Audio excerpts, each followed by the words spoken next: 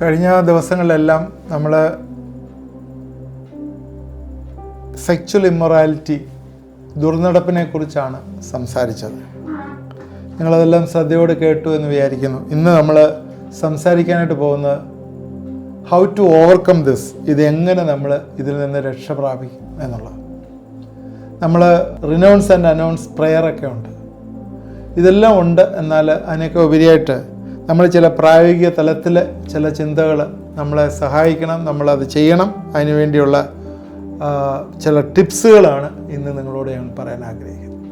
Metanoia YouTube ministries ചാനലിൽ subscribe ചെയ്യാത്ത ആരെങ്കിലും ഉണ്ടെങ്കിൽ നിങ്ങൾ ദയവായിട്ട് സബ്സ്ക്രൈബ് ചെയ്യണം. നിങ്ങൾ നിങ്ങളുടെ ഫ്രണ്ട്സിന് ഇത് ഷെയർ ചെയ്ത് കൊടുക്കണം. ഇത് എല്ലാ ദിവസവും നിങ്ങൾക്ക് 7:30 മണിക്ക് വൈകുന്നേരം നിങ്ങളുടെ മൊബൈലിൽ ഇത് കിട്ടുന്നതാണ്. ദൈവം നമ്മളെ സഹായിക്കട്ടെ, നടത്തട്ടെ. നമ്മൾ നേരത്തെ പറഞ്ഞതെല്ലാം വെച്ച് എല്ലാം കൂടെ വെച്ച് ഒരുമിച്ച് നമ്മൾ സംഗ്രഹിച്ച് പഠിക്കുമ്പോഴേ ഇത് ഏറ്റവും വലിയൊരു പാപമാണ്. ദൈവം ഒരിക്കലും ഇഷ്ടപ്പെടാത്തൊരു പാപമാണ്. ഒരു പാപവും ദൈവത്തിന് ഇഷ്ടമല്ല, ചില പാപം ഇഷ്ടമാണെന്ന് നമ്മൾ തെറ്റിദ്ധരിക്കരുത്. എന്നാൽ ഇത് ദൈവത്തിനെ സംബന്ധിച്ചിടത്തോളം ലോകത്തെ മുഴുവൻ നശിപ്പിച്ച് കളയാനായിട്ട് ഇടവന്നൊരു പാപമാണ്. ആദ്യ ഫ്ലഡ് വന്ന സമയത്ത് ലോകത്തെ മുഴുവൻ നശിപ്പിച്ച് കളയാൻ തീരുമാനിച്ച വൺ ഓഫ് ദ റീസൺ ഇതാണ്. അതുകൊണ്ട് നമ്മൾ നേരത്തെ പറഞ്ഞ പോലെ കർത്താവ് നമ്മുടെ ശരീരത്തിൽ വസിക്കുന്നുണ്ടെങ്കിൽ നമ്മുടെ ശരീരത്തെ പിശാചിൻ്റെ സ്ട്രോങ് ഹോൾഡ് ആക്കാതെ നമ്മുടെ ശരീരത്തെ, നമ്മുടെ ഓർഗൻസിനെ ദൈവത്തിന് ഇഷ്ടമുള്ള സ്ട്രോങ് ഹോൾഡ് ആക്കണം. എന്ന് പറഞ്ഞാൽ build strong hold in organs. നമ്മുടെ അവയവങ്ങളിലെ ഒരു സ്ട്രോങ് ഹോൾഡ് നമ്മൾ ബിൽഡ് ചെയ്യണം. നമുക്ക് നേരത്തെ പഠിച്ചാണ്, അല്ലെങ്കിൽ ഇനി നമ്മൾ പഠിക്കാനുള്ളത്, നമ്മുടെ അവയവങ്ങളിലെ ശരീരത്തെ കൂടാതെ ഒരു സോളുണ്ട്, ഒരു ദേഹിയുണ്ട്, ഒരു ആത്മാവുണ്ട്. ഈ ശരീരത്തെ പുഷ്ടിപ്പെടുത്തുന്ന കാര്യങ്ങൾ മാത്രമാണ് നമ്മൾ ചിന്തിക്കാറുള്ളത്. നമ്മുടെ ആത്മാവിനെ പുഷ്ടിപ്പെടുത്താനും നമ്മുടെ ദേഹിയെ പുഷ്ടിപ്പെടുത്താനും നമ്മൾ എന്താണ് ചെയ്യേണ്ടത്? അത് നമ്മൾ ചെയ്യണം. ഏറ്റവും പ്രധാനപ്പെട്ട ഒരു കാര്യമാണ് പ്രാർത്ഥന, പരിശുദ്ധാത്മാവിൻ്റെ ശക്തി. പരിശുദ്ധാത്മാവുമായിട്ട് എപ്പോഴും നമ്മൾ കണക്ട് ചെയ്തിരുന്നാൽ, ദൈവവുമായിട്ട് നമ്മൾ കണക്ട് ചെയ്തിരുന്നു കഴിഞ്ഞാൽ, അവൻ്റെ പ്രസൻസിൽ എപ്പോഴും ഇരിക്കുകയും പ്രാർത്ഥിക്കുകയും ചെയ്യുമ്പോൾ ദൈവം പല കാര്യങ്ങൾ നമുക്ക് വെളിപ്പെടുത്തി തരും. നമുക്ക് സ്പിരിച്വൽ തലത്തിൽ തന്നെ ഏറ്റവും ചിന്തിക്കേണ്ട ഒരു കാര്യമാണ് നമ്മുടെ പ്രാർത്ഥനാ ജീവിതം. പ്രാർത്ഥനാ ജീവിതം നമ്മൾ സാധാരണ പ്രാർത്ഥിക്കുക എന്നൊക്കെ പറഞ്ഞാൽ, പ്രാർത്ഥിക്കുന്ന എത്ര സമയമാണ് നിങ്ങൾ പ്രാർത്ഥിക്കുന്നത്? 5 മിനിറ്റ് പ്രാർത്ഥിക്കും, 10 മിനിറ്റ് പ്രാർത്ഥിക്കും. യേശുക്രിസ്തു അങ്ങനെയല്ല പ്രാർത്ഥിക്കാൻ പഠിപ്പിച്ചിരിക്കുന്നത്. പ്രാർത്ഥിക്കാൻ പഠിപ്പിച്ച ശിഷ്യന്മാർ ഗെത്സമന തോട്ടത്തിൽ പോയപ്പോഴേ യേശു പറഞ്ഞത് ആൻ അവർ ഓഫ് പ്രെയർ എന്നാണ്. 1 മണിക്കൂർ പ്രാർത്ഥിക്കണം, ഏറ്റവും മിനിമം 1 മണിക്കൂർ പ്രാർത്ഥിക്കണം. ഈ 1 മണിക്കൂർ പ്രാർത്ഥിക്കുന്നവരുടെ ജീവിതത്തിൽ ഒരു സ്പിരിച്വൽ റലം പുതുതായിട്ട് തുറക്കും. നിങ്ങൾക്ക് വേണമെങ്കിൽ ബെറ്റ് വെച്ച് വേണമെങ്കിൽ പ്രാർത്ഥിച്ചോ. ഞാൻ ഈ പറഞ്ഞ സ്റ്റേറ്റ്മെൻറ്റ് ആർക്കെങ്കിലും 1 മണിക്കൂർ പ്രാർത്ഥനയിൽ കോൺസെൻട്രേറ്റ് ചെയ്ത് പ്രാർത്ഥിച്ചിട്ട് ആ സ്പിരിച്വൽ റലം തുറന്ന് കിട്ടാത്തവരുണ്ടെങ്കിൽ എന്നോട് പറ. അത് ജെനുവിനാണ്, നിങ്ങൾ ചെയ്യുന്ന ജെനുവിനാണ്, നിങ്ങൾ കർത്താവിൽ സമർപ്പിച്ചൊരു വ്യക്തിയാണ്. ജെനുവിനായിട്ട് 1 മണിക്കൂർ നിങ്ങൾ പ്രാർത്ഥിക്കുകയാണെങ്കിൽ നിങ്ങൾ 2, 3, 4 മണിക്കൂറൊക്കെ പോകുന്നത് നിങ്ങൾ അറിയുക പോലുമില്ല. That way it will go. അവിടെയാണ് നമുക്ക് സ്ട്രോങ് ഹോൾഡ് നമ്മുടെ ഓർഗൻസിൽ ബിൽഡ് ചെയ്യാനായിട്ട് പറ്റുന്നത്.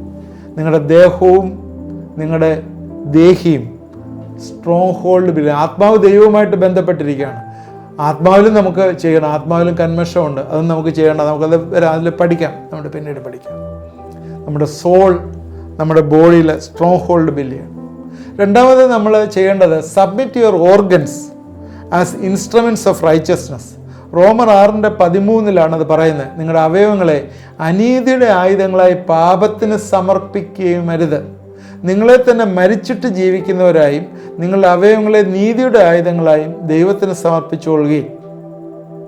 അതിനകത്ത് താഴെ 14 വാക്യത്തിൽ എഴുതിയിരിക്കുന്നത്, കൃപയ്ക്ക് അധീനരാകിയാൽ പാപം നിങ്ങൾ കർത്തൃത്വം നടത്തുകയില്ലല്ലോ. 2-3 ആസ്പെക്റ്റ് ഇവിടെ പറയാനായിട്ടുണ്ട്. ഒന്ന്, നമ്മുടെ അവയവങ്ങളെ ദൈവത്തിൻ്റെ ആയുധങ്ങളായി, നീതിയുടെ ആയുധങ്ങളായി നമ്മൾ സമർപ്പിക്കണം. അത് നമ്മൾ ചെയ്യേണ്ടതാണ്, അല്ലേ? അത് നമ്മൾ ചെയ്യേണ്ടതാണ്, നമ്മളാണ് സബ്മിറ്റ് ചെയ്യേണ്ടത്. അത് ഏത് അവസ്ഥയിലാണ് നിങ്ങൾ ഇരിക്കുന്നത്, ആ അവസ്ഥയിൽ നിന്ന് മാറി നിങ്ങൾ നിങ്ങളുടെ അവയവങ്ങളെ ദൈവത്തിന് സബ്മിറ്റ് ചെയ്യണം, നീതിയുടെ ആയുധങ്ങളായി. അത് ഡെയിലി ചെയ്യേണ്ടതാണ്. ഒരിക്കൽ സബ്മിറ്റ് ചെയ്തങ്ങ് മാറുക എന്നുള്ളതല്ല, അത് ഓരോ ദിവസവും പ്രാർത്ഥനയിൽ കൂടി ഡെയിലി ചെയ്യേണ്ടതാണ്. എൻ്റെ കണ്ണുകളെ പാപം ചെയ്യാത്ത അവസ്ഥയിൽ എൻ്റെ കണ്ണുകൾ ശ്രദ്ധിക്കുക പ്ലീസ് എൻ്റെ കണ്ണുകളെ പാപം ചെയ്യാത്ത അവസ്ഥയിൽ സ്ട്രോങ് ഹോൾഡ് ബിൽഡ് ചെയ്യുക എന്ന് പറഞ്ഞാൽ, ഒരു സ്ത്രീയെ നോക്കിയിട്ട്, വൾഗറായി ഡ്രസ്സ് ചെയ്ത ഒരു സ്ത്രീയെ നോക്കിയിട്ട് എൻ്റെ കണ്ണുകൾ പാപം ചെയ്യാൻ കഴിയാതെ ഇരുന്നാൽ it is controlled or crucified എന്ന് നമുക്ക് പറയാം. നമ്മുടെ കണ്ണുകളെ ക്രൂശിക്കണം, നമ്മുടെ ചിന്തകളെ ക്രൂശിക്കണം, നമ്മുടെ ചെവിയെ ക്രൂശിക്കണം, നമ്മുടെ തലയെ ക്രൂശിക്കണം, നമ്മുടെ നെറ്റിയെ ക്രൂശിക്കണം, നമ്മുടെ എല്ലാ അവയവങ്ങളെയും നമ്മൾ ക്രൂശിക്കണം. നമ്മുടെ ദേഹിയുടെ വിവിധ അവയവങ്ങളുണ്ട്, ആത്മാവിൻ്റെ വിവിധ അവയവങ്ങളുണ്ട്. അതിനെക്കുറിച്ച് വീണ്ടും ഒരു ക്ലാസ്സിൽ ഞാൻ പറയാം. ഇതെല്ലാം തന്നെ നമ്മൾ ക്രൂശിക്കണം. നമ്മുടെ അവയവങ്ങളെ പോലെ തന്നെ നമ്മുടെ ദേഹിക്കും ആത്മാവിനും എല്ലാം കണ്ണുണ്ട്, നമ്മുടെ ദേഹിക്കും ആത്മാവിനും എല്ലാം ചെവിയുണ്ട്, നമ്മുടെ ദേഹിക്കും ആത്മാവിനും എല്ലാം ചിന്തിക്കാനുള്ള കഴിവുണ്ട്. ഇതെല്ലാം തന്നെ നമ്മൾ ദൈവത്തെ ഈ പറഞ്ഞ പോലെ ക്രൂശിക്കണം, കൺട്രോൾ ചെയ്യണം. അങ്ങനെയുള്ളവർക്ക് ഈ റോമർ 6:14 പറയുന്ന പ്രോമിസ് അവർക്ക് പറഞ്ഞിരിക്കുകയാണ്. എന്താണ്? കൃപയ്ക്ക് എത്ര അധീനരാകിയാൽ പാപം നിങ്ങൾ കർത്തൃത്വം നടത്തിയില്ല. എന്ന് വെച്ചാൽ നമ്മൾ കൃപയുടെ കീഴിലാണ്, കൃപ ധാരാളമായിട്ട് ഒഴുകും. അതാണ് പറഞ്ഞിരിക്കുന്നത്. കൃപ ധാരാളമായിട്ട് ഒഴുകുന്ന ഒരു അനുഭവത്തിലേക്ക് വരും. നമ്മുടെ ജീവിതങ്ങളിൽ ഫുൾ ഓഫ് ഗ്രേസ്, കൃപ ഒഴുകും. അതിന് കൃപ ഒഴുകുമ്പോൾ എന്താ സംഭവിക്കുന്നത്? നമ്മുടെ കണ്ണുകൾ കൂടി പരിശുദ്ധാത്മാവിൻ്റെ തീ വരും. നിങ്ങൾ വിചാരിക്കും കണ്ണിൽ കൂടെ അങ്ങനെ തീ ഇറങ്ങുന്നത് ഇതിലെ ഈ ചില ഫാൻറ്റസിയിലോ ചില ഫാൻറ്റസി സിനിമയിലോ ഒക്കെ കണ്ടിരിക്കുന്ന പോലെയാണോ കണ്ണിൽ നിന്ന് തീ ഇറങ്ങുന്നതെന്നൊക്കെ നിങ്ങൾ ചോദിക്കും. കണ്ണിൽ നിന്ന് തീ ഇറങ്ങുന്നത് അങ്ങനെയല്ല. അത് ഞാൻ സ്പിരിച്വലായിട്ടാണ് പറഞ്ഞത്. നിങ്ങളുടെ ചിന്തകളിലെ കണ്ണിലൊക്കെ ഒരു വ്യത്യാസം ഉണ്ടാകുന്നതായിട്ട് കാണും. Build your strong hold in the organs, അതാണ് ആദ്യം പറഞ്ഞത്. രണ്ടാമത് പറഞ്ഞ് submit your organs as the instruments of righteousness, ഇതാണ് രണ്ടാമത് പറഞ്ഞത്. മൂന്നാമത് meditate the word of God, ദൈവവചനം ധ്യാനിക്കണം. അത് പ്രധാനപ്പെട്ടൊരു കാര്യമാണ്. അത് എന്നുവെച്ചാൽ ആ ഹോളിനെസ്, ആ ദൈവസന്നിധിയിൽ ഇരിക്കുന്നത്, ആ ഹോളിനെസ് ഇമ്പാർട്ട് ചെയ്യുന്നത് ദൈവവചനത്തിൽ കൂടെയാണ്. നമുക്കറിയാവുന്ന കാര്യങ്ങളൊക്കെ തന്നെയാണ് വീണ്ടും വീണ്ടും റിപ്പീറ്റ് ചെയ്ത് പറയുകയാണ്. എബ്രായർ 4:12 എല്ലാവർക്കും അറിയാവുന്ന വാക്കാണ്. ദൈവത്തിൻ്റെ വചനം ജീവനും ചൈതന്യമുള്ളതായി ഇരുവായ്ത്തലയുള്ള ഏത് വാളിനേക്കാളും മൂർച്ചയേറിയതും പ്രാണനെയും ആത്മാവിനെയും സന്ധിമജ്ജകളെയും വേർപിടിക്കും വരെ തുളച്ചു ചെല്ലുന്നതും ഹൃദയത്തിലെ ചിന്തനങ്ങളെയും ഭാവങ്ങളെയും വിവേചിക്കുന്നതുമാകും. ദൈവത്തിൻ്റെ വചനം ഭയങ്കര ശക്തിയുള്ളതാണ്. അത് നമ്മളെ ഹോളിയിലേക്ക് നയിക്കുകയാണ്. എങ്ങോട്ടൊക്കെ ഹോളി നടത്തുന്നത്? നമ്മുടെ ആത്മാവ്, നമ്മുടെ പ്രാണൻ, നമ്മുടെ ചിന്തകൾ, ഇതെല്ലാം തന്നെ അത് നിർമ്മലീകരിക്കുകയാണ്, അത് ഹോളിയാക്കുകയാണ്. എന്തിനാണ് ഹോളിയാക്കുന്നത്? ശുദ്ധീകരണം പ്രാപിക്കാതെ ആരും ഒരു നാളും ദൈവത്തെ കാണുകയില്ല, കർത്താവിനെ. എബ്രായർ 12:14 വാക്യമാണ് ശുദ്ധീകരണം പ്രാപിച്ച് ദൈവത്തെ കാണുക എന്നുള്ളത്. 1 പത്രോസ് 1:15 അത് പറയുന്നുണ്ട്. എന്താണ് 1 പത്രോസ് 1:15 പറയുന്നത്? പണ്ട് നിങ്ങളുടെ അജ്ഞാനകാലത്തുണ്ടായിരുന്ന മോഹങ്ങളെ മാതൃകയാക്കാതെ നിങ്ങളെ വിളിച്ച വിശുദ്ധന് ഒത്തവണ്ണം അനുസരണമുള്ള മക്കളായി എല്ലാ നടപ്പിലും വിശുദ്ധരാകും. എല്ലാ നടപ്പിലും വിശുദ്ധരാകണമെന്ന് ദൈവം നമ്മളെക്കുറിച്ച് ആഗ്രഹിക്കുന്നു. അതുകൊണ്ട് എന്തിനാണ് അതിന് ചെയ്യേണ്ടത്? മെഡിറ്റേറ്റ് വേർഡ് ഓഫ് ഗോഡ്, ദൈവവചനം നമ്മൾ മെഡിറ്റേറ്റ് ചെയ്യുക. നാലാമത്തെ കാര്യം പെട്ടെന്ന് പറഞ്ഞു പോകട്ടെ, repented life, daily repented life. ഈ ഡെയിലി റിപ്പൻറ്റഡ് ലൈഫ് നേരത്തെ പറഞ്ഞു, നമ്മുടെ അവയവങ്ങളെ ദൈവസന്നിധിയിലേക്ക് സമർപ്പിക്കുമ്പോൾ ഒരു ഫ്ലോ ഓഫ് ഗ്രേസ് ഉണ്ട്, കൃപയുടെ ഒഴുക്ക് അവിടത്തേക്ക് വരികയാണ്. അന്നേരം അത് എങ്ങനെയാണത് വരുന്നതെന്ന് ചോദിച്ചാൽ, ഒരു പാപത്തിൽ വീണ് കഴിയുമ്പോൾ അപ്പം തന്നെ ആ മൊമെൻറ്റിൽ തന്നെ നമ്മൾ റിപ്പൻറ്റ് ചെയ്യുക എന്നുള്ളത്. റിപ്പൻറ്റൻസ് ദ മൊമെൻറ്റ്, അതാണ് ഒരു ജെന്യുവൻ റിപ്പൻസ്. അല്ല വൈകിട്ട് വീട്ടിൽ പോയി പ്രാർത്ഥിക്കാൻ നേരത്തെ ഒരുമിച്ച് റിപ്പൻറ്റ് ചെയ്യുക എന്നുള്ളതല്ല. കർത്താവ് പരിശുദ്ധാത്മാവ് അപ്പോൾ തന്നെ നീ ചെയ്തത് ശരിയായില്ല എന്ന് പറയുമ്പോൾ കർത്താവെ എന്നോട് ക്ഷമിക്കണമേ എന്ന് പറയാനുള്ള ഒരു കൃപ അല്ലെങ്കിൽ ആ ഒരു സമയത്ത് അത് ഉണ്ടാകണം. ഉണ്ടായില്ലെങ്കിൽ അത് പ്രയാസം. അതുകൊണ്ട് റിപ്പൻറ്റൻസ് അവിടെ നമുക്കൊരു കൃപ തരും, വീണ്ടും ആ പാപം ചെയ്യാതിരിക്കാൻ ഒരു കൃപ ദൈവം തരും. അഞ്ചാമത്തെ കാര്യം, stay away from the false teachers. ദുരുപദേശം പഠിപ്പിക്കുന്നവരിൽ നിന്ന് മാറി നിൽക്കുക.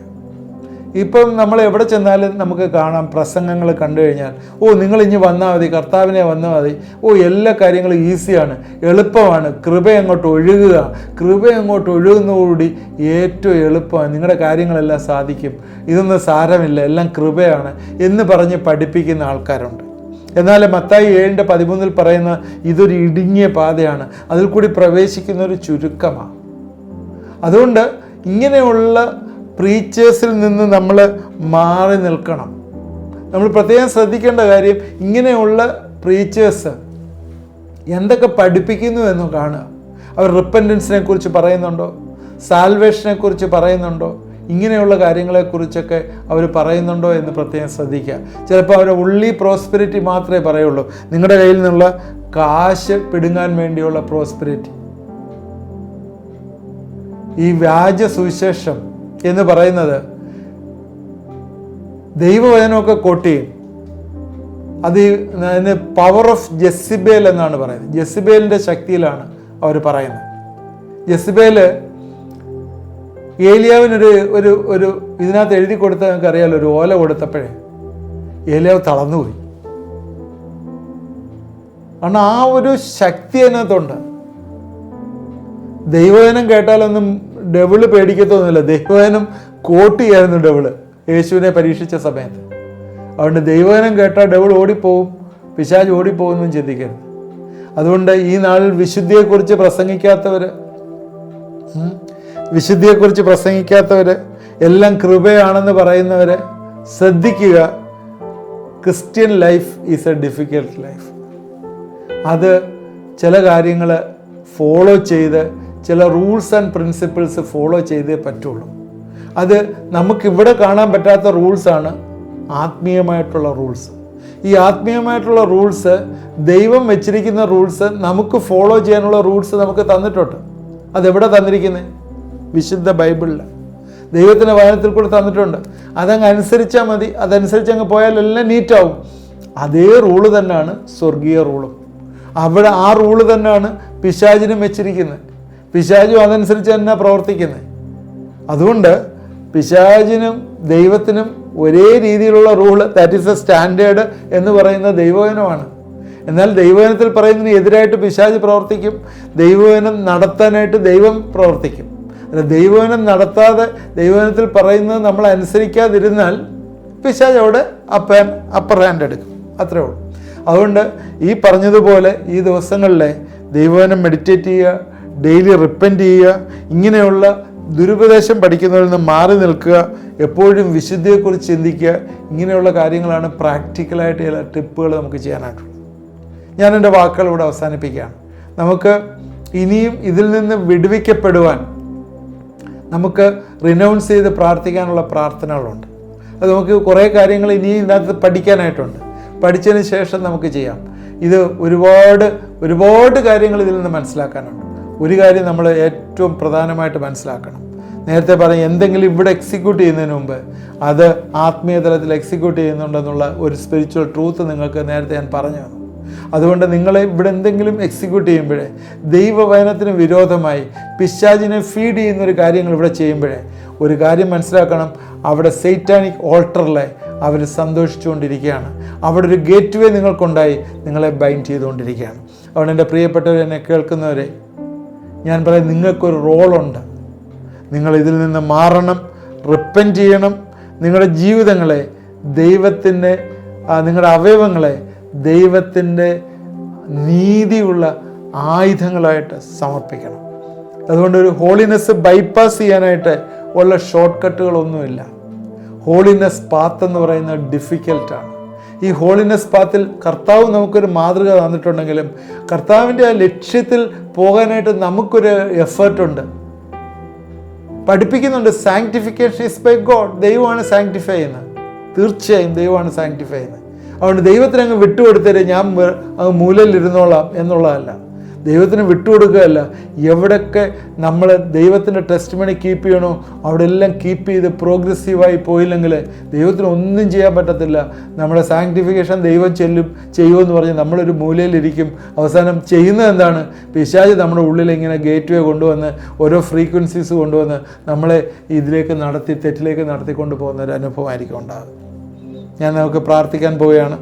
അതുകൊണ്ട് നമ്മൾ അടുത്ത എപ്പിസോഡുകളിലെ ഈ ബലവാനെ പിടിച്ചു കെട്ടുന്ന മാർഗങ്ങളെക്കുറിച്ചുമൊക്കെ നമ്മൾ പഠിക്കുമ്പോൾ നമ്മൾ മനസ്സിലാക്കുക ഈ കോട്ടകളെ എങ്ങനെ ഇടിക്കാൻ പറ്റും എന്നുള്ളത് നമ്മൾ മനസ്സിലാക്കുക. കോട്ടകൾ കെട്ടുന്നതിന് മുമ്പ് ആദ്യം അത് ബ്രിക്കായിട്ടാണ് വരുന്നത്. കോട്ട കെട്ടുന്നത് നിങ്ങൾ ശ്രദ്ധിച്ചിട്ടുണ്ടോ? ആദ്യം അത് ബ്രിക്കായിട്ടാണ് വരുന്നത്. ബ്രിക്കിനെ പൊട്ടിക്കാൻ എളുപ്പമാണ്. എന്നാൽ വാളാവുമ്പോഴത്തേക്ക് കുറച്ചുകൂടെ എഫേർട്ട് എടുക്കും പൊട്ടിക്കാൻ. എന്നാൽ വലിയ മതിലെ കോട്ടകളായി കഴിയുമ്പോൾ വല്ല ഡൈനാമിറ്റൊക്കെ ഉണ്ടെങ്കിൽ, ബോംബുകൾ ഉണ്ടെങ്കിലേ അത് പൊട്ടിക്കാൻ പറ്റും. അതുകൊണ്ട് നിങ്ങളുടെ ജീവിതങ്ങളിലെ ബ്രിക്കുകളായിരിക്കുന്നവരുണ്ട്. ഈ പാപ അവസ്ഥയിലെ ബ്രിക്കുകളായി വന്നിരിക്കുന്നവരുണ്ട്, വാളുകളായി വന്നിരിക്കുന്നവരുണ്ട്, കോട്ടകളായിരിക്കുന്നവരുണ്ട്. ഈ ബ്രിക്കുകളായിരിക്കുമ്പോൾ എളുപ്പം അത് പൊട്ടിച്ചു കളയാൻ. അതുകൊണ്ട് നമ്മൾ പ്രാർത്ഥിക്കുക, കർത്താവേ എൻ്റെ ജീവിതത്തിൽ നീ ഒരു വിടുതൽ തരണം. എൻ്റെ ജീവിതത്തിൽ ഈ പാപങ്ങളിൽ നിന്ന്, ഈ പാപാവസ്ഥയിൽ നിന്നൊരു വിടുതൽ തരണം. എന്നെ മാത്രമല്ല, എൻ്റെ അടുത്ത തലമുറകളെയും എൻ്റെ കുടുംബജീവിതത്തെയും എൻ്റെ ഫൈനാൻസിനെയും എൻ്റെ പ്രോഗ്രസിനെയും എല്ലാം ബാധിച്ചിരിക്കുന്ന ഈ സ്പിരിറ്റ് ഓഫ് അഡൾട്ടറി, ഈ സ്പിരിറ്റ് ഓഫ് ജെസിബേൽ, ഈ മറൈൻ സ്പിരിറ്റ്, ഈ റെപ്റ്റൈൽ സ്പിരിറ്റിൽ നിന്ന് കർത്താവെ എന്നെ വിടുവിക്കണമെന്ന് പ്രാർത്ഥിക്കാം. നമുക്ക് പ്രാർത്ഥിക്കാം. കർത്താവെ, ഇത് കണ്ടുകൊണ്ടിരിക്കുന്ന എല്ലാവരെയും ഞങ്ങളെ ഏൽപ്പിച്ച് പ്രാർത്ഥിക്കുന്നു. ഈ ദിവസങ്ങൾ ദൈവത്തിൻ്റെ അമിത ബലവും ശക്തിയും വരട്ടെ എന്ന് പ്രാർത്ഥിക്കുന്നു. ഈ ദിവസങ്ങൾ ദൈവത്തിൻ്റെ ആത്മാവ് ശക്തിയായിട്ട് പ്രവഹിക്കട്ടെ എന്ന് പ്രാർത്ഥിക്കുന്നു. എന്നോട് ചേർന്ന് പ്രാർത്ഥിക്കുന്നവരെ നീ വിടുവിക്കുന്ന ദൈവമായിട്ട് സ്തോത്രം.